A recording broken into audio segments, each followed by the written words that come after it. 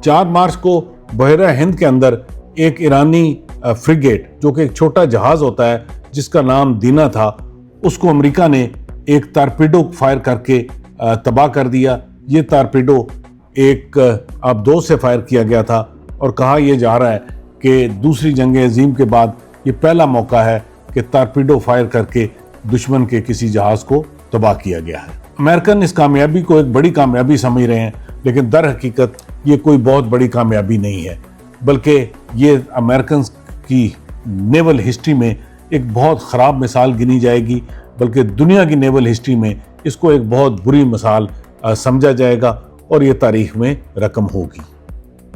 इस वाक़या की बैकग्राउंड कुछ इस तरह है कि ये जहाज़ भारत की इन्विटेशन पर भारत की पोर्ट विशाखापट्टनम पर एक्साइज के लिए आया हुआ था। वहाँ पे दुनिया की एक बड़ी एक्साइज हुआ करती है जिसका नाम है मिलान।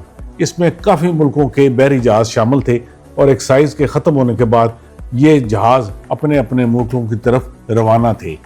इसी तरह ईरान का ये जहाज़ भी अभी पोर्ट से निकला था और भारत के जो टेरिटोरियल वाटर्स हैं उसके बिल्कुल करीब था इंटरनेशनल बॉर्डर्स में कि इस पर अमेरिका ने फायर कर दिया।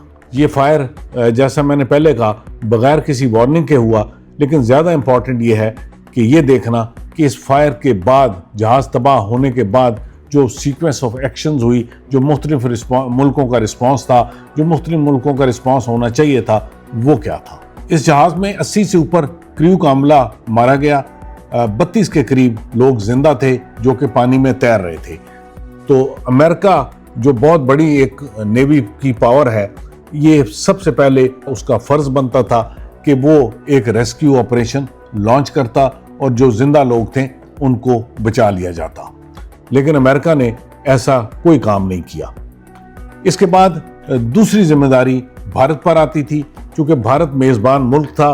अभी ये जहाज़ उसके बहरी हदूद से बाहर ही निकला था, बिल्कुल भारत करीब तरीन उसके मुल्क था, तो इसलिए भारत की बहुत जिम्मेदारी थी कि वो इसके रेस्क्यू मिशन को हैंडल करता।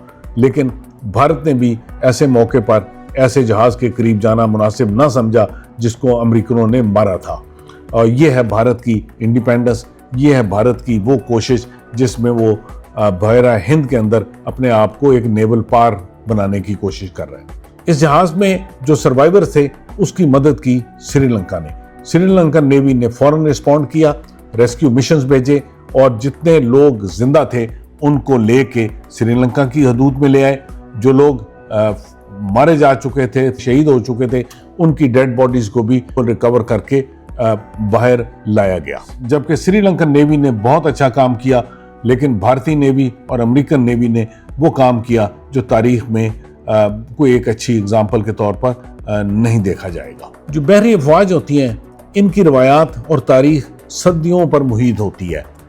इस वाक़े में इस सदियों की तारीख को वायलेट किया गया और जो स्टैंडर्ड कस्टम्स और नॉर्म्स थी उनका बिल्कुल ख्याल नहीं रखा गया। इससे ये बात भी शायद वाज़ेह होती है कि जो मॉडर्न वारफेयर आ रहा है, इसके अंदर जो समुद्री रवायात थी, जो समुद्री ट्रेडिशन थी, वो आहिस्ता आहिस्ता कमज़ोर होती जा रही हैं। एक और अहम सवाल ये है कि ये फ्रिगेट अभी इलाका जंग से बहुत दूर थी, ये जंग में इन्वॉल्व नहीं थी, तो इस फ्रिगेट पर क्यों फायर किया गया, इस फ्रिगेट को क्यों मारा गया। और ये वो फ्रिगेट थी, जैसा मैंने पहले कहा, जिस पर ज़्यादा लोग प्रोटोकॉल के थे। ये कॉम्बैट मिशन पर नहीं थी, ना ये कॉम्बैट रोल के अंदर थी, ना ये कॉम्बैट रेडी थी। इन सवालों के साथ ये भी चीज़ देखने की है कि भारत और ईरान के बहुत अच्छे ताल्लुकात थे, ये बहुत करीब थे, लेकिन इस जंग में भारत ने क्या स्टैंड लिया। भारत ने इतनी हिम्मत भी नहीं की कि ये जो ईरानी जहाज़ को तबाह किया गया इसकी मजम्मत ही कर देते, इसकी कंडमनेशन कर देते। भारत की तरफ से कोई वाज़ेह बयान इस सिलसिले में नहीं आया।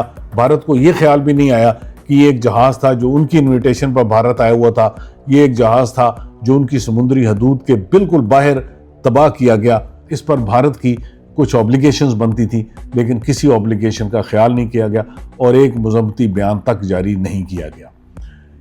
इससे ये भी देखना है कि भारत अपने एलाइज को मुश्किल वक्त में छोड़ देता है। पिछली जो ईरान और इजराइल की जंग हुई थी उसमें भी भारत बिल्कुल साइड पे चला गया था, कोई इफेक्टिव कंडमनेशन नहीं की थी, और इस दफ़ा तो भारत बिल्कुल खामोश है। मोदी साहब सीन से गायब हैं और मोदी साहब के वो 56 इंच के सीने से कोई आवाज़ नहीं आ रही।